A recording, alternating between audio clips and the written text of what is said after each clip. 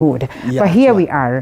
We are all going technical, we are all going skills, and therefore we're asking ourselves just how best can we be able to enhance skill-based courses, getting ourselves into this phase of competency-based curriculum. Does it portray some essence of hope for us? Thank you so much, Madam Rida, even for hosting me again. It's a pleasure. I'm delighted. Yeah. It's always a great pleasure to come to speak to the nation about the issue of education. And I want to begin by saying education is a real game changer in as far as the social dynamics are concerned. And if we are able to get it right in terms of the skills that we impart on our populace through education, then we will get almost everything right. And the opposite is true, that if we get it wrong, then we are going to have a very bad society. Actually, yesterday I was talking to a friend of mine, and we were analyzing and saying that if this CBC does not really capture our aspirations, we are risking in the near or the medium term in the future to have a society that will have so many bad things because we will have failed to use education to change, to uplift even those who are down there.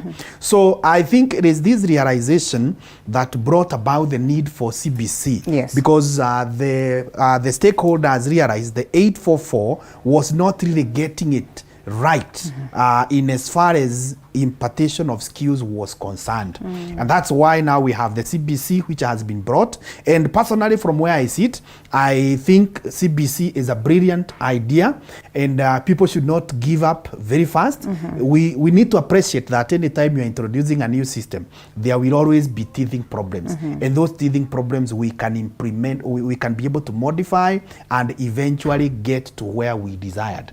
So CBC, if it is well managed, I believe it will be a game changer because we will be able to identify the talents, the giftings, and now improve them to become skills very early, in the very early stages of life. And you know, we come from a space where, first of all, many used to be told, can you join the vocational training programs?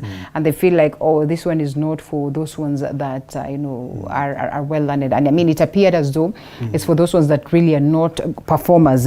And one would argue that, you know, vocational skill is, of course, through short-term courses and training, you know, that are part of the informal education aspect, pretty much not in the same line with the, you know, main aspect of education, or the main educational sector. And so have we shifted gears from that space such that this has been well embraced in the country? Because initially you used to be told, well, okay, go find some short course on how you can do, you know, for saloonists, you know, some bit of short courses on accounts, and therefore even as they go to penetrate the job market, they were not considered to be good enough for the market. Have we shifted that? I think we have shifted. And unfortunately, there is a paradigm that used to be there, our way of thinking, that made people to think that for you to be successful in society, you must go all the way to the university. And that made people to think that these vocational courses are not relevant. They are not well paying. So everyone now went to scrabble for the higher education qualifications. And what happened, because this is a market, when you go through school, you become a product, so to put it, and a product must be sold. Now, in terms of selling and buying, there are two main forces in the market. There is what we call the demand and what we call the supply. Now, if the supply is so high and there is no demand, the price comes down. So what happened when almost everyone ran to the university, the supply was too high. Everywhere, everyone you meet, they have a degree, but there are no many opportunities. So you find that we don't have enough, or we don't have well-paying positions. At the same time now, people left the vocational courses. Now we have a shortage. Today, if you want the craftsmen, if you want these guys who have those hands-on skills, they are very scarce. And fortunately now they are being paid a lot of money. And this is the realization that the government has realized.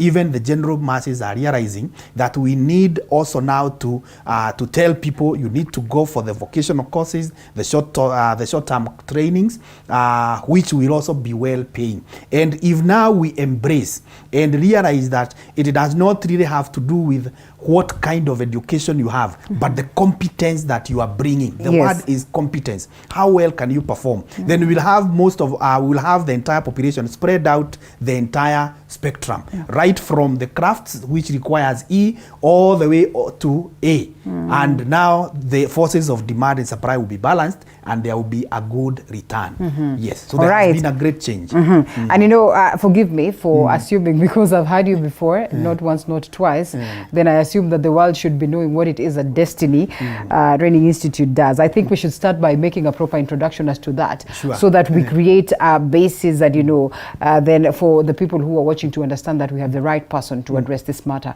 of skill-based education. Thank you so much.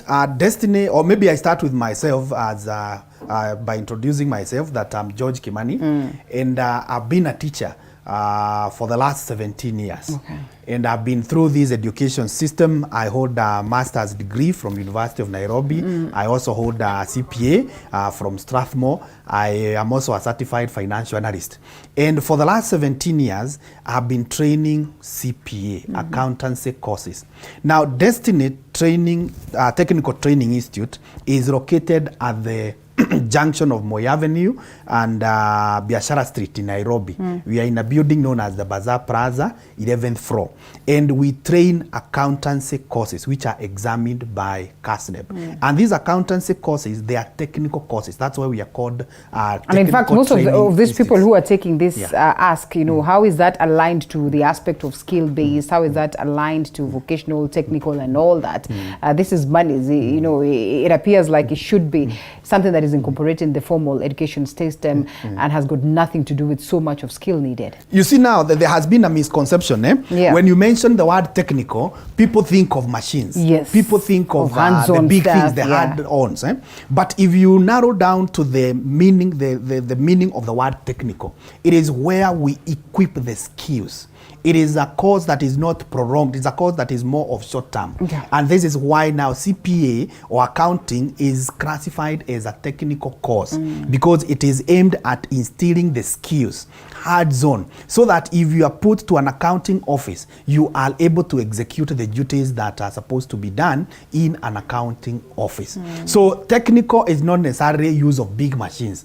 And in any case, if we have then to have machines, even accounting relies on machines. We use computers, we use calculators. Right now, we are more of integrated with technology. We are doing a lot of Excels. So there is a lot of machines, but we do not have those heavy earth-moving machines like what they have in engineering, what they have maybe in agricultural setups.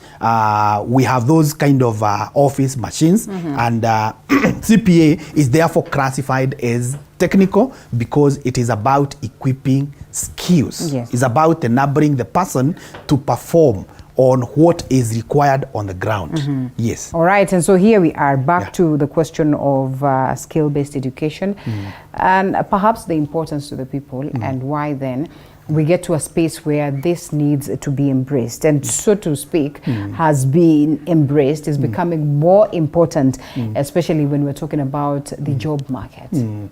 Why we need to embrace the skills is because we have also to look at it as a product, as I said earlier on. When you come to school, we mold you, we bake you, and then we release you to the market. When we release you to the market, you go and do something which you sell to a consumer, the person who will be using your services. Now, that person who will be using your services is paying you money. And this customer, they are looking for value for money. And one of the key determinants of value for my money is getting a product that satisfies my needs. Now, for whoever has sold me the product, to give me a product that satisfies my needs, that person must be well trained. That person must be competent, so that they are able to produce a product that will come and eventually satisfy my needs. Now, unfortunately, we have had many graduates, many students leaving our institutions, and they are not able to produce the product that is meeting the market needs. And that's why, leader, you have heard very many people complain that most of our education institutions are producing half-baked graduates. Now, the concept of half-baked comes in when the graduate is put on the ground and they are not able to deliver. So you find that customers are not able to pay, and therefore these guys are now not getting jobs. So for us now to be able to ensure the customer gets value for money, our graduates get well paid, then we must start from the instilling of skills, so that we ensure by the time Destiny Technical Training Institute releases a CPA graduate, that CPA graduate, they come to your office and they are able to deliver. And when they are able to deliver, you are so happy when you are paying them. And them on the other side, they are also now able to enjoy the fruits of their education. Yes. And in countries like, say, India, China, they say that they have gotten to a space where for one to have skill-based education, then it is not a choice. It's almost like mandatory that, you know, even if you go to campus, then at least you acquire some skill, or you advance what it is that is your line, you know, on levels of skill-based. And so we ask ourselves, just how open is the country headed to that direction? Because then reality is that this is what is genuinely needed. So with CBC, competency-based curriculum, at that very young level, when we're having our students being introduced to school, do you suppose then this is where we are headed, that it will be mandatory for every individual to be shaped in, you know, at least one of the skills that are around, or is there, it is for the is in their interest? Yeah, it's a very brilliant move, and I think it's something that is already read. And it keeps them ahead, you think? Yes, like it keeps them ahead. It keeps them ahead, because if you look at our lives, we interact with very many aspects of technology. Let me put it that way. You have a car that you're driving. You live in a house where you have some bulbs. We need some issues to do with electricity. You use some washing machines. You are there in the kitchen. You have some gadgets, and all over in your life you have some issues that you interact with. So it is only fair that you be equipped with basic skills on how to handle such a machine. Look at something like let's look at something like accounting. We all, in whatever we do, the end result is about money. Yes. So if we can give you basic accounting skills, you do not need to hire a very specialized accountant to manage your finances. You are able to do the basic accounting for yourself, which now eventually manages your life well. When it comes to something like a car, you go for a driving school or for a driving course. Other than showing you how to drive a car, they should equip you with some basic mechanical skills, so that in the event your car develops a problem, you are able to sort out yourself without necessarily calling a mechanic. And you know, we have had some funny instances where maybe the car fails to start off, and this person cannot know it is the fuel that is empty, is low. Then you have to call a mechanic from far. You have to pay them a lot of money. But if you are equipped with basic mechanical skills, it will sort you out. Go to the house. The bulbs are not working. You don't have to call an electrician. You can be able to remove, you can be able to fix the bulb. Go to the kitchen, the oven is not working. You can be able to sort yourself out. You have a phone like this one, it fails. You don't have to be out of communication. You can be able to do some basic maintenance. So it is very, very important that all of us be well equipped. We are not again saying that if all of us become jacks of all trades and masters of none, but that cannot be used to wish away the aspect of having general knowledge. It is very, very important. Very important. You know, you got me thinking whether I can fix the bulb when it is out. Very, very important thing, you know. And you speak of that, and it gets me to a point where, yes, we acknowledge that skill-based education is more experimental, and, you know, it follows a basic, simple principle of learning as you're doing, you know, learning by doing. Very, very important. But there are also fears by the scholars that this then would come in to replace the existing higher education system.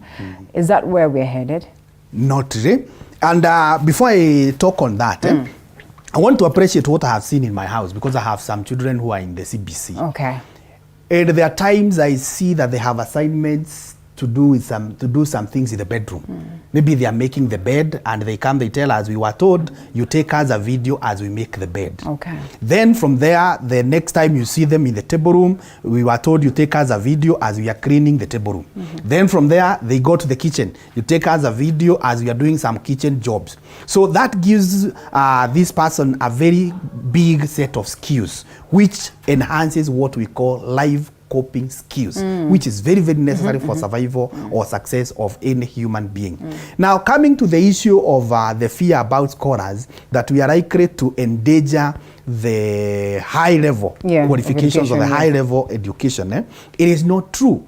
Reader, the other day I was sharing and I was saying the way God created us is very wonderful and very good. We are unique. Yes. There are those who are cut out for the top cream, yes, the A's and the A minus, yes, and there are those of us who are cut out for the low levels, right, and none of them is supposed to be a failure. If we identify where we belong and we get there, then we'll be successful.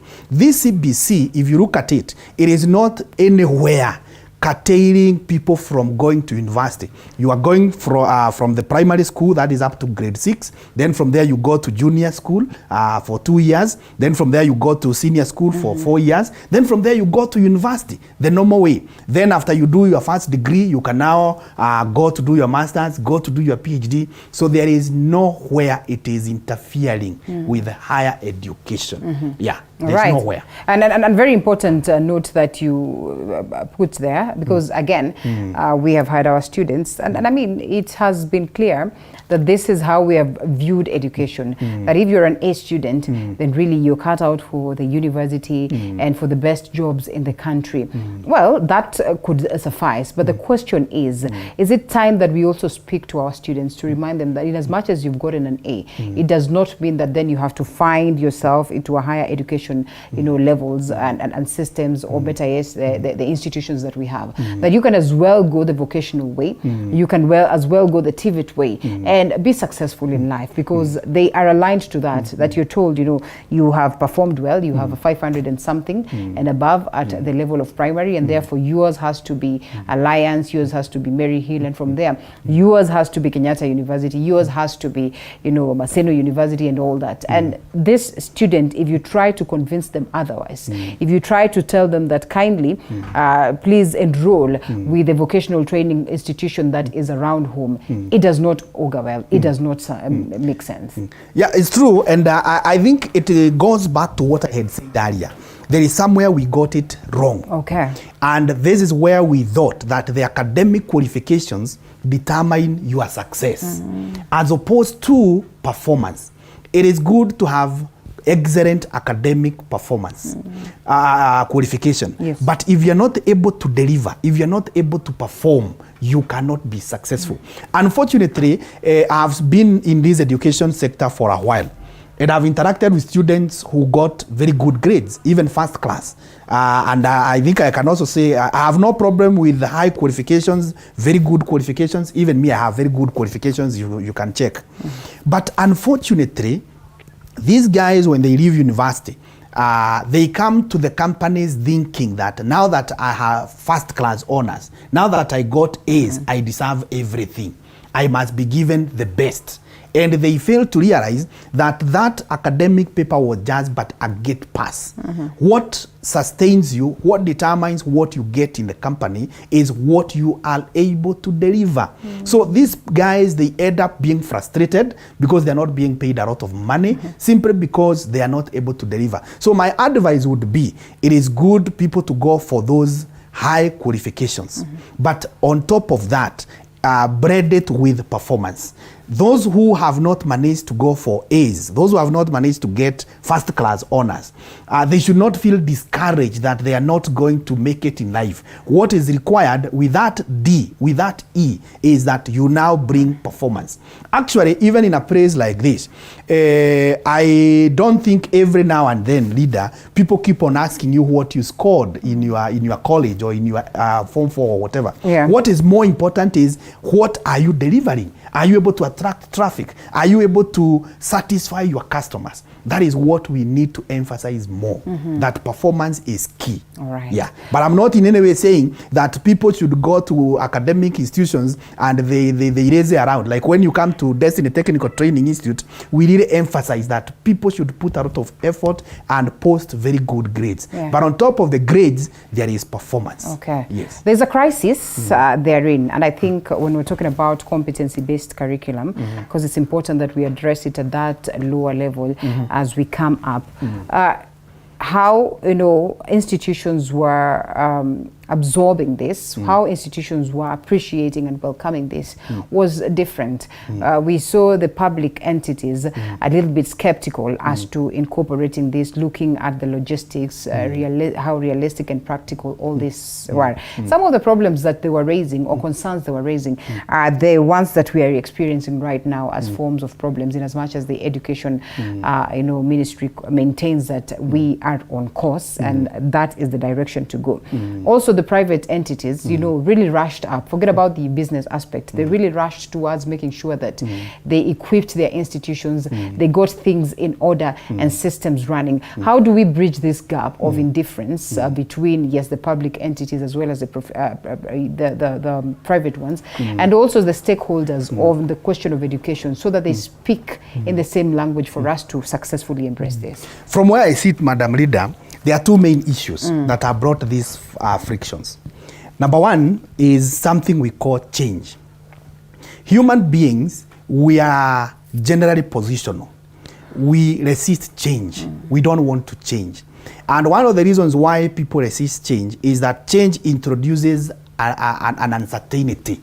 And none of us would want to be in a situation where we are not sure. We would want to be sure. We would want to feel that we are in control of whatever circumstance is there in our lives. So generally there has been that resistance of change, which has made people to say, no, we don't want CBC. No, we are comfortable with 844. But these are the same people. If you flash back before CBC came, they are the same people, or a majority of them, who are raising complaints about the failures of 844. Because CBC had not just come. It came as a way of responding to complaints that were raised about 844. Okay. But now when we propose a new change, then you find people have changed positions. They are now complaining. It is because of resistance to change. And that is normal, it's human. We cannot do anything much about it. Okay. The other problem which I cite is about policy. I want to congratulate the stakeholders who are involved, because if you look at the theoretical work, it is a very smart work that has been done. But I think there was a disconnect somewhere between the policy, the policy and the implementation of that policy. I think there was a delay. If there was no delay, then we should have seen by the time, like now we are in the time when the class 6 or the grade 6 should be joining Form 1 or the grade 7.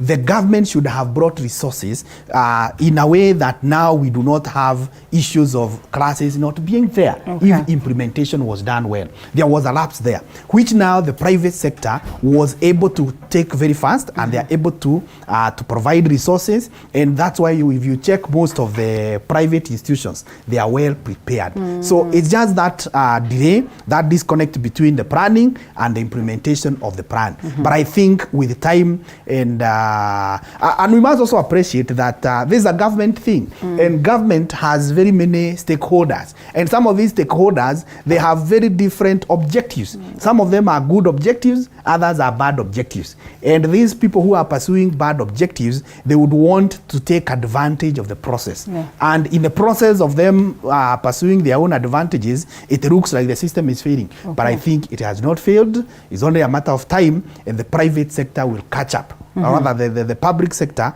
will catch up with the private. Okay. Yes. And as there are people who argue that in as much as this could appear as though they are short-term cases in comparison to the other, high-level aspects of education, they say that over time there's been that realization that skill education then would require more attention, and of course this has imparted at the level of schools. It has impacted on? No, that it would require more attention in relation to the other, forms of education or forms of training our students as impacted in schools. Yeah, that's true. So that we are able to finally get the student well sharpened. Okay. Yeah, we must pay a lot of attention because you cannot underrate the importance of a trainer. So what the government should do, and I think I've seen, like recently we have just concluded our elections, and if you listen to the two sides that were doing the campaigns, they were all promising about how they will employ very many teachers, which I think is a very good idea, is most welcome, so that we can be able to equip our institutions with a lot of teachers, so that these very many teachers can now be able to give more attention to our learners. Yeah. Otherwise, with the ratio that we have of the teacher-student right now, we may not be able to get it well. Yeah, the teacher may not be able to afford enough time to ensure that the student gets all what is required. Right. Yes. Okay, and I am told that also Allan Njenga should be joining us in a bit so that we expound this conversation even further. So, Mr. Director, do you allow us to take a quick break so that we can have Allan in, or we can just incorporate him as we continue?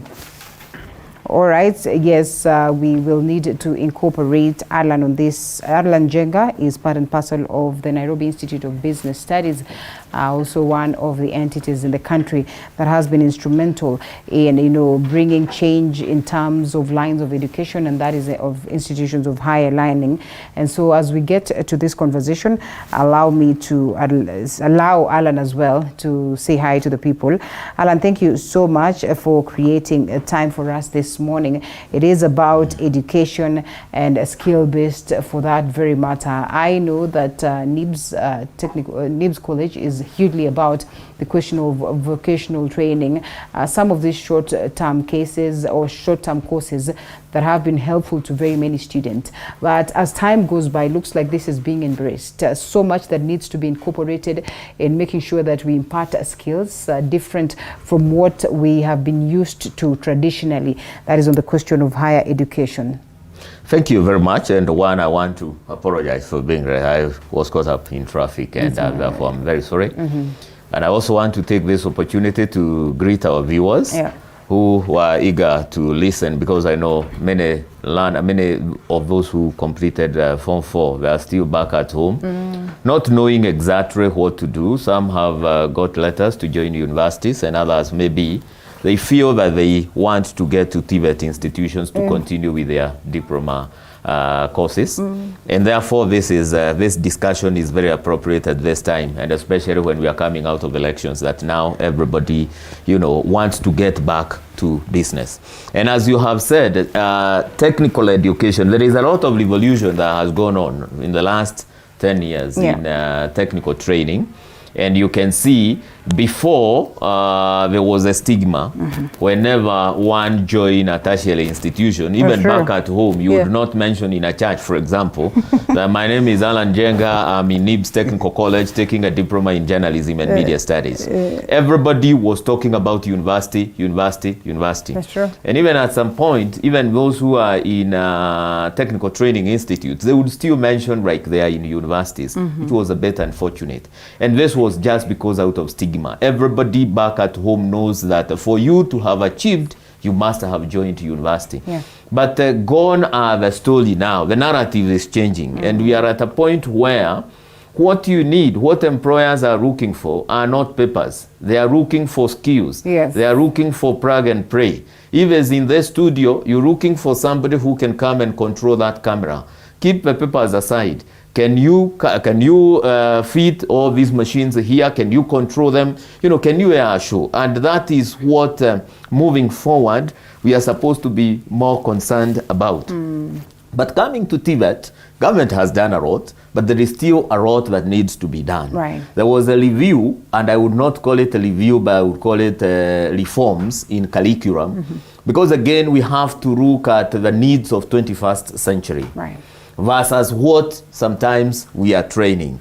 At times you'd look at some of the curriculum, sometimes even we find ourselves using, because we must take these learners to an exam, an external exam as it is in Kenya. And this mainly is, for example, Kenya National Examinations Council, even at a technical level, or even business, they have 2 exams, one in technical and others, those who take courses like human resource, business management, sales and marketing, they will sit for what they call BTEP exams, business exams, business and technical exams.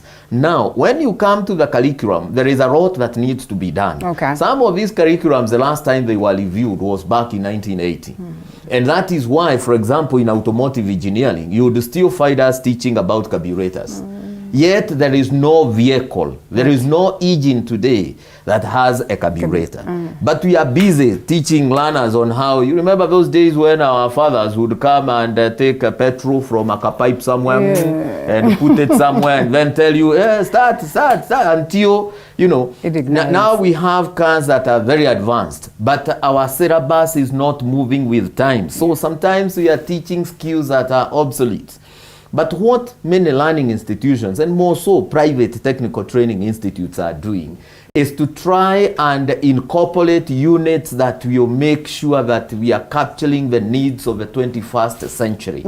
But the question is, would this be happening in government institutions? And this is what we need. You know, this should now be the narrative. And the government, the next government that is coming in, as much as they put money in bringing in equipment, they should now put money in reforming the curriculum so that the curriculum fits the today's needs. And true to it, I think you've had people asking yourself, sasa hii nili apply wapi after kuisoma shule kwa miaka mingi, and you know, you go into your books, you remember sijui what, then you ask yourself, did I, you know, ever get a chance to apply this? Will I ever get a chance to apply this that I learned in school? And I think that fits well in terms of what, that perhaps we have made changes, but not into the curriculum.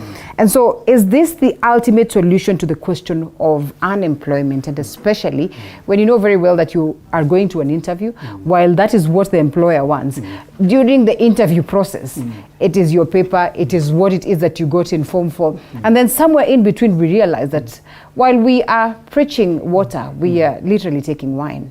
Sure, and let me start also by thanking my colleague here. Good to see you again. And I want to agree with what Mr. Njenga is saying, that there is a big disconnect between what we are teaching and what is in the curriculum. And I want to cite a case that we have at our place, Destiny Technical Training Institute. As we train a unit known as quantitative analysis, there is a topic known as linear programming, simplex method. Now, this simplex method is so manual and very involving, you take like even 10 steps manually. But today in the market, you don't do it manually. We have computer programs that are doing that.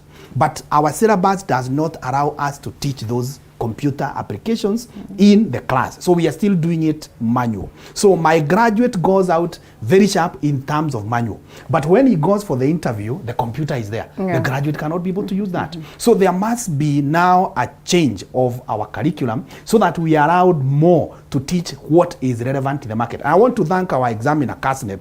They have now reviewed our syllabus. At least there are some steps ahead, and they are now incorporating technology so that what I'm teaching in my classroom, I'm teaching a student how to solve linear programming using a software, for example, a statistical package, so that when that student comes to your company and you give them voluminous data, they are able to key in and they generate reports within no time. Time is of essence. So if you have a student who cannot use that computer software, then that student cannot be employed because they are not satisfying my needs. I told you earlier that I am employing someone who will solve my problems. So if you cannot solve my problem, then I cannot employ you. But the problem is not this student, it is where they were taught. So, and where they were taught, we complied with the curriculum. Remember, we are regulated by government. So we must also be seen to comply with the government government, the curriculum that is given by government. So it's the high time the stakeholders in curriculum issues, they incorporated what is relevant in the market. And you know, it reminds me of my lecture of quantitative analysis.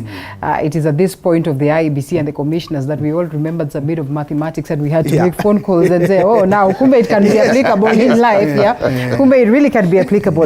Is this the ultimate solution to the question of unemployment? That if I knock at an office or knock at an institution in search for a job and I'm not lucky enough to get one, then I can proceed and set up my own company, have systems running because of the skills that I have acquired? One, we have to appreciate that, yes, we have some graduates that are very sharp, and we have seen them, and especially in technology, developing like softwares that are working, and many industries and firms are using them. However, there is still a huge chunk of young people who are still at home, yet they have degrees or they have diplomas, but they can still get a job. To me, I think way forward is what the government is doing in CBC. If you look at the CBC curriculum, if the government pumps in a lot of money to train the trainers, then I think the country would be moving towards the right direction. Because at that level, the learners are exposed to so many psychomotor skills. They are doing so many things with their hearts. And this is inculcating some skills in their minds. And by the time now they come to junior secondary, and then they go to senior secondary. And remember, when they are going to senior secondary, when they are going to from junior now to senior secondary, they will have electives. And then from senior secondary, they will join either TVET or they will join universities. It will be a clear pathway, not as it is today. But what do we need to do with the present youth? One is through internships, and I know like TV47 have been exposing so many learners into internships. You let them have these cameras, sometimes you let them go to your editing suites so that they can run those skills. If employers were to open up and don't just criticize that, you know, this person went to university, this person went to college and they know nothing. No. If they embrace them, and because they are teachable, they have a teachable spirit. So that at least we give them an exposure, at least to apply the little knowledge that they learned and the little practical skills that they have. We nurture them. We make them the way we would like, you know, an employer would like somebody to be. Gone are the days when we used to have a plug and play. But the TVET is really trying, because if, for example, I look at a curriculum like the journalism curriculum we use, to train our diploma students at NIBS Technical College. By the time a learner is leaving, by the time a graduate is leaving NIBS with a 2-year diploma, they know how this camera works. If, for example, is getting into a studio and using like the Final Cuts to do their editing and whatever, you find them doing it a lot, and you'll find them running with cameras. If you go, for example, to hospitality department, they are exposed. However, if you look at the curriculum and, for example, the today's needs, you can see now we are moving from hotels to Airbnb. But the curriculum is not changing that fast. That now travelers are no longer looking to take apartment, you know, to take rooms in a hotel. They are looking from what they are looking for, what they are calling a party hotels. It's like an apartment where, you know, there is catering or the Airbnb. The problem is that sometimes as a country we don't move very fast with the way things are changing. Even though there is a unit we teach called current trends. But you look at the current trends we teach and what is happening on the ground, you find a great disconnect. If, for example, you take a course like tours and travel. In tours and travel, today, we are still teaching travel agents and tour operations. But today, people are making their reservations on the phone. They are making their confirmation. If, for example, you want to travel outside the country, you can still do your confirmation on the phone. And that means that you're bypassing a tour operator, you're bypassing a travel agent. And therefore, as a country, we need to keep on reforming our curriculum so that they match what the employers are looking for. Yes. Are we still having a disconnect? And I think I've asked you this question. I'll ask again in terms of what the employer needs, and that moment of an interview that is very crucial for one then to be absorbed into an institution or into an entity. And you realize that at this point of interview, there is more of theory that is incorporated before we get to the skill aspect. And sometimes you realize that a majority of people who could be very good in terms of skill are locked out because, well, they could not articulate themselves well at the moment of the interview. Perhaps their papers did not really tally much to the expectation or the desires, or in comparison to the other people that they've come to the interview with. Do we also need to look into this, because most of the employers will lose out on those ones that would be the great of employees simply because they did not perform well, they did not prove themselves at the stage of the interview? I think what we need to do also, in as much as we emphasize on the hard skills, we must also bring on board what we call the soft skills, the life skills. And one of the things that is very, very important is communication. Like in our praise, we really emphasize on communication. How are you able to express yourself? Because it is one thing to have the skill, and it's another thing to let someone know that you can be able to solve their problem. So there is a big number of graduates who are missing out opportunities simply because they could not express themselves. So my focus would still go back to the curriculum, that our curriculum must incorporate the issues of the other life skills that are required for you to be able to succeed in life. So and also going back to those people who are in the interview room, it's also good to look at what will be needed of this particular graduate. Are we going to require them more to be talking? Are we going to require them to be more of technical? If it's more of technical, then don't involve that person more in talking, because that will not be part of their work. But if it's something like now what we are doing, now for you, you must be put to task about your communication skills, because a bigger proportion of your work is about talking. So the employers must also appreciate what is it that they are looking for. Okay. And so in all this, we have spoken highly of the fact that we are transitioning to this, but the question then would be, are there some disadvantages, like for instance what you have mentioned, that is fine, we are going skill-based, but we're not adjusting the curriculum to fit the same? What are some of the other notable disadvantages, and how well do we address the same, acknowledging that the world over is embracing this? And someone told me that the best you can shape a student is to create that balance, that in these forms of education, in terms of higher learning, they get it, but at the same time let's equip them with some aspect of skill, and that then this will come in to create some balance. The way I'm seeing the government is moving swiftly, because if you look at like now the reforms in the CBC, in 844 to CBC, they are developing very good curricula and curriculum designs. And I hope that now they are developing the grade 7, they are fine-tuning the grade 7 curricula.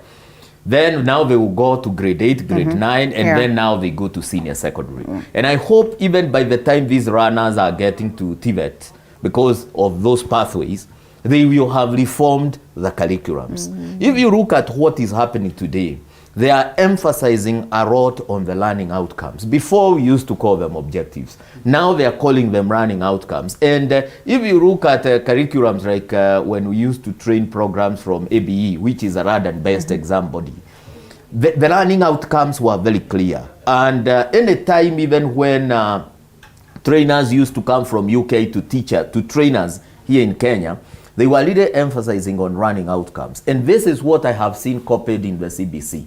They are really emphasizing on learning outcomes. Number 2, they are also emphasizing on values. And then they are emphasizing on competencies, the 7 competencies that I have talked about. And therefore, by the time those runners who are going through CBC, by the time they get to university, this is somebody who understands himself and understand what he's looking for. They are aware of what they want to do. Look at today. Today, when universities are admitting, they go to joint admission board, they give universities declare vacancies at the joint admission board. If, for example, I find myself as Njenga, I scored an A-, I join a university to do fishery. Me, I know nothing about fishery. There is nothing, you know, nothing that fits me in that. Yeah. That was not my passion at all. Then how do you expect that graduate to come out and go and start exercising fishery?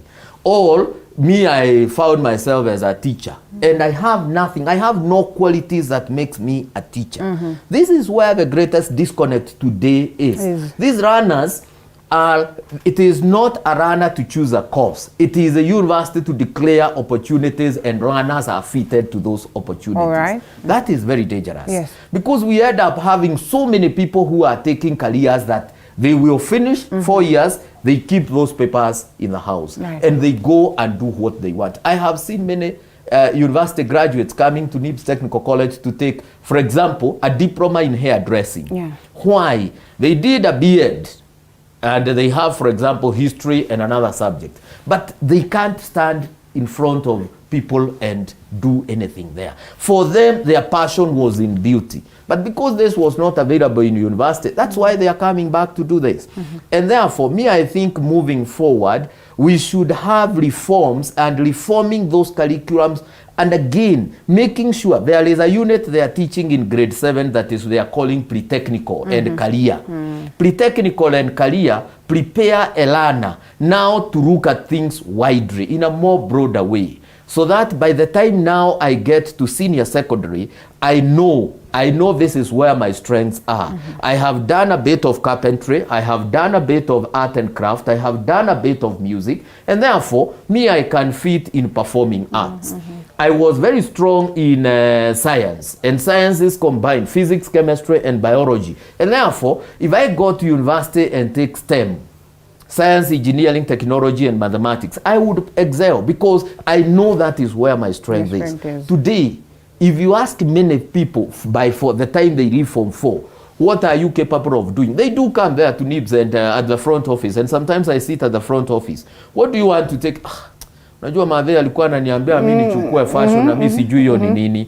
Ai bana mimi sijui nafanya nini. You know, you hear but what happens even when their grades, forget about the talk. And recently I just received a random call. Actually it's a message, a voice message from a little girl who says, I got your number from so and so.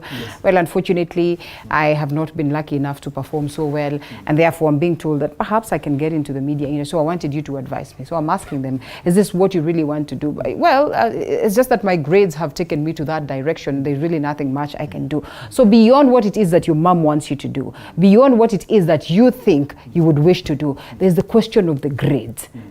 Is this what the CBC then will wash out over time, such that it is not the C, it is not the D that will determine where you land in as much as you do not want to? I think CBC will sort out that. But even in the absence of CBC, if you look at all the careers that are there, they have a particular aspect for every grade. Look at something like medicine. All right. For you to be a medical doctor, you maybe need to require to have scored A to be admitted at the university. But you can still come all the way even to with the bridging programs, a certificate course in the medical field. Look at like what we do in accounting, in Destiny Technical Training. You can score a B+ and go straight to university to pursue BCom. But if you do not get to BCom and your passion is in business, you can come down there. We have a vocational qualification still in business. You can do a certificate with D-. You can do a diploma with C-. You can do the profession with C+. So there is a whole range. So the key aspect is, what is your passion? You want to join medical field, there is something for you with your grade. You want to join engineering, there is something for you, right from the top to the lowest. You want to join accounting, there is something for you. So let's not push people to where their passion are not, simply because they have lower grades. If people can open up, there are numerous opportunities, and we have very many institutions that are teaching all these things. You know, I have 3 questions that are very important, but I'm told we have to come out of this place completely, because I'd also want to understand, are these students cut out from that lower level knowing what it is that they really want to do? Or again, you get to Form 4 and you're as confused, because in as much as you love music, is this really what you want to take as a career? But perhaps we should have this conversation some other time as we close it. Your parting shots, as you also tell us how to get a hold of you and where you get to join NIBS. Wonderful. And I would also want to close it at where you have mentioned there. I would want to encourage young people that there is hope, and even when they are not aware of what they are supposed to do, we are there, like us in NIBS Technical College. We really emphasize on career advice, and we have open days for them to come and see. They move around, we will move them in all our departments so that at least they get an opportunity to understand. Sometimes when they hear, for example, fashion and interior design out there, they may not know what it is. When they hear journalism, they may not know what it is out there. They only see you people who are, presenting, who are presenters, but they don't know that there is a lot that goes behind the camera. And therefore, I would want to encourage young people that regardless of your grade, you have something that you can do in this country. Come forward to NIBS Technical College. We are located, our main campus is there at Ruiru, along Fika Superhighway, Kimbo Stage. There, the big campus there. Come, we have a discussion. Here in Nairobi, we are in Agro House along Moi Avenue, Kochini Karibu na railway station, railway roundabout. You can get there 3rd floor, or you go to Ogata Rugai campus, which is near Masai Road. And in all these campuses, we have elaborate career advice, and we don't rush you.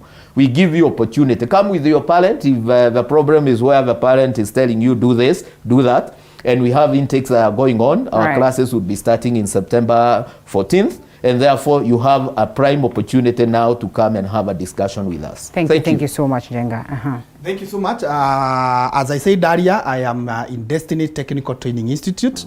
We are in the Bazaar Plaza at the junction of Moi Avenue and Biashara Street. And we train accountancy courses, which are CASNEB examined. And we have certificate for those people who scored D. We have diploma for those who scored C-. We have the professional for those who scored C+, and also those who have completed universities.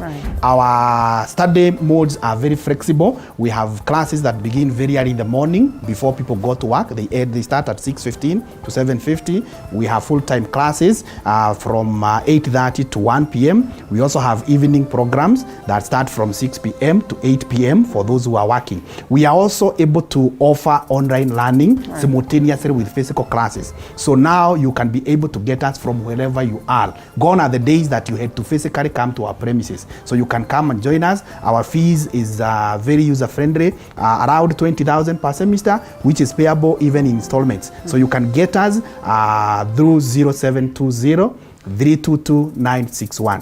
0720 322 961. All right, there's no shortcut to education, we all agree, and therefore very, very important, especially when you have such flexible programs presented to you. Gentlemen, Mwalimu George Kimani, Director, Destiny Technical Training Institute, as well as Allan Njenga, who's an Operations Director at NIBS Technical College. I must say thank you so much for the wealth of knowledge that you have presented to us and the students out here this morning. We look forward to having more engagements. And on this very note, we close it as we look forward to see you again tomorrow. But yes, the session continues right here, the home of untold stories. We close Morning Cafe, but in a bit, our Swahili team will be joining you for more.